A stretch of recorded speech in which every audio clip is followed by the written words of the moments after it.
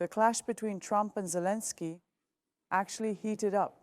Trump called Zelensky a dictator and his votes dropped below 4%. In Trump's own unique expression, in exact Turkish, I don't know, but he said he did a terrible job by calling it terrible. He admitted to perpetrating fraud against the United States. What actions did Zelensky take to deceive the United States to such an extent? Does it mark the conclusion? And what is Trump's statement on this matter? We are at such a point that Minasa, I was already saying on this program that Trump is repeating Putin's rhetoric a lot now. I mean, almost copying it, while Putin seemed more reasonable next to Trump as of yesterday's statements. Yes, because to his ally, the United States threw a grenade at the policy that its ally and indeed all of Europe have been trying to pursue jointly for years. We can say, turned it upside down. He harshly criticized Zelensky, calling him a dictator without elections. An average successful comedian, though he didn't say it directly, he also implied that he defrauded America. We gave $350 billion. Europe's money is guaranteed. They will get it back. We got nothing. And Zelensky says that half of the money we gave is lost. He played the Biden administration like a fiddle, manipulated them, but also sent the message that he won't be able to do this to us. In a sense, he actually called Zelensky to the polls because elections haven't been held for a long time. Your term has expired. It would be better if you leave soon, meaning to leave, to relinquish power, because you will no longer have a country left behind, he said. Look, he did this both on social media and later said it on stage at an event he attended in Miami. He has practically declared war on Zelensky to the end, already holding the Zelensky administration responsible for the prolongation of this war. He also holds them responsible for its initiation. And here the Trump administration's stance aligns directly with Russia's statements. Because why did this war start, according to Russia? Because Ukraine added NATO membership to its constitution. Because they wanted to become a NATO member, now Trump is saying, you shouldn't have wanted this. Such a thing was already unacceptable for Russia. The Biden administration also made a mistake by supporting this, at least in the statement.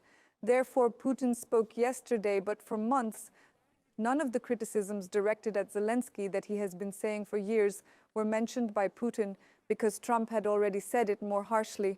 Look, in his statement yesterday, Putin, on the contrary, in a more reasonable way, said we are open to negotiations with Ukraine. No one is preventing them. He neither questioned Zelensky's legitimacy nor called Zelensky a dictator. There was no need for this. Therefore, we are at a very critical point. We are at a very critical crossroads. And it seems Zelensky has finally started to grasp the messages Trump has been sending, albeit a bit late. He turned his system-filled statements into a bit of criticism towards him. Trump said he lives in the misinformation bubble spread by Russia's propaganda. My approval rating is not 4%. It's 57%. Look, here are the results. Here are the polls. But he believes what Russia says, he stated. And there was also a mining agreement, which America wanted from Ukraine. We gave $500 billion. Trump always changes the figure, sometimes saying, we gave $500 billion, now saying $350 billion. We don't know, but he wanted profit from Ukraine's mines. He wanted a share. But then something came up.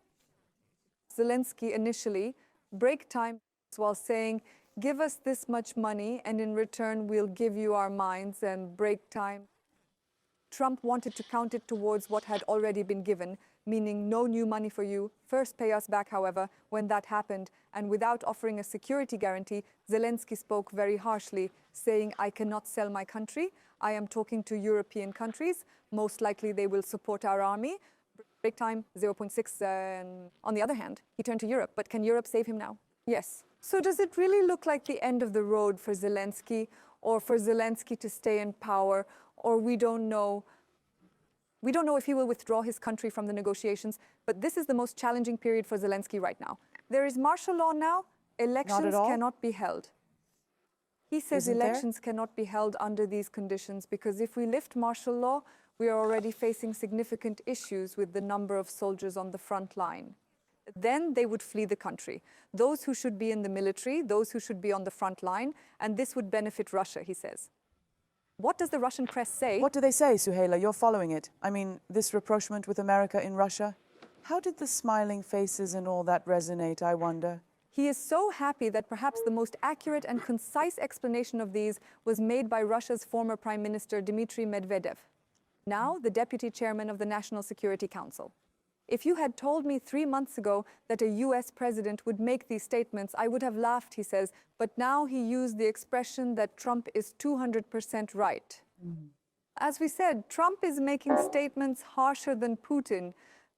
Therefore, in the Russian press, there are more analyses and articles regarding Zelensky's fate, that Zelensky is even under a very serious life threat, and that he has already reached the end of his political career. His days are numbered, but perhaps his life is also in danger. Comments are being made that the entire blame will be placed on him. So what does Europe say? As we said now, the point Trump criticized is that there are no elections in this country, your term is over. You call it an illegitimate union. The UK gave full support to Zelensky. Look, during World War II, the UK also suspended elections. It happens in times of war.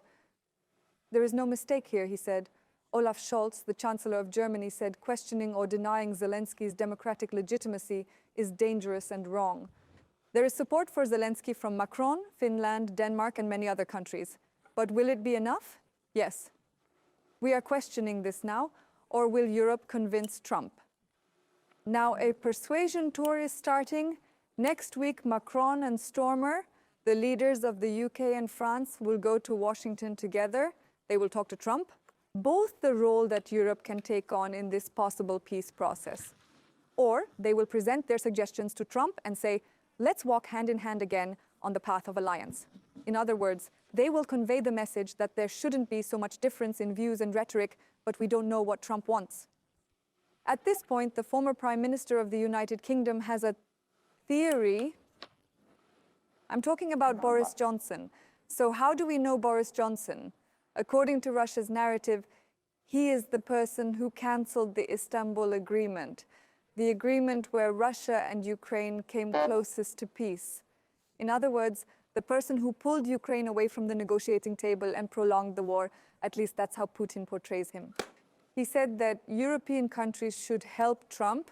Trump wants to end the war. And actually, all these statements, like blaming Ukraine, etc., this is a tactic. Trump's main goal is to shock and mobilize Europe. In other words, he says Europe should no longer stand still. And who are the ones dying? Ukrainian citizens, Russians, young soldiers on the front lines. But really, something must be done now.